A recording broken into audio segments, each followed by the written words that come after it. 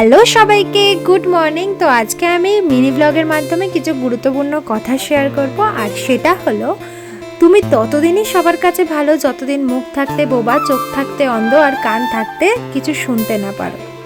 আর যদি তুমি সেটা না পারো, তাহলে তোমাকে সব কিছুতেই দোষী বানাবে, মিথ্যে অপবাদ দেবে। শুনতে খারাপ লাগলেও এটাই সত্যি। জীবনে অনেক কঠিন কঠিন পরিস্থিতি আসবে, মাঝে মাঝে মনে হবে যে হেরে গেছি, আর বোধহয় পারবো না। তখনই এই আমার পুতুলের মতন তোমাদেরকেও হাসতে হবে। হাসতে কিন্তু টাকা লাগে না। যাই হোক, সকালবেলা বিছানাটা কিন্তু সুন্দরভাবে গুছিয়ে নিলাম। তোমরা কেমন আছো কমেন্ট করে কিন্তু অবশ্যই জানিও। কিছু মানুষের না কোনো কিছুতেই শান্তি নেই। যদি তুমি জীবনে ভালো কিছু করো, তাহলে বলবে নিশ্চয়ই শর্টকাট উপায় বার করেছে। আর না হলে বলবে ওর ভাগ্যটাই খুব ভালো।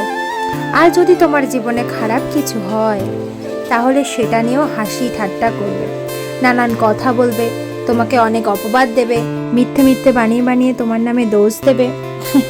আসলে কি বলো তো, এরা নিজের জীবনে না প্রচুর ফ্রাস্ট্রেটেড এবং ডিপ্রেশনে ভুগছে। আর সেই ফ্রাস্ট্রেশনের শিকার হই আমাদের মতন সেই মানুষগুলো, যারা কিনা দিনরাত ধরে অক্লান্ত পরিশ্রম করে যাচ্ছে জীবনে ভালো কিছু করার জন্য।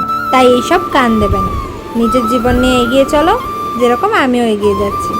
আশা করি তোমাদের ভালোবাসা পেয়ে আমি অনেকটা দূর আরও যেতে পারবো এবং অনেকটা কঠিন কঠিন পথও অতিক্রমণ করতে পারবো, যদি তোমরা আমার পাশে থাকো। এইভাবে তোমরা সবসময় পাশে থেকো।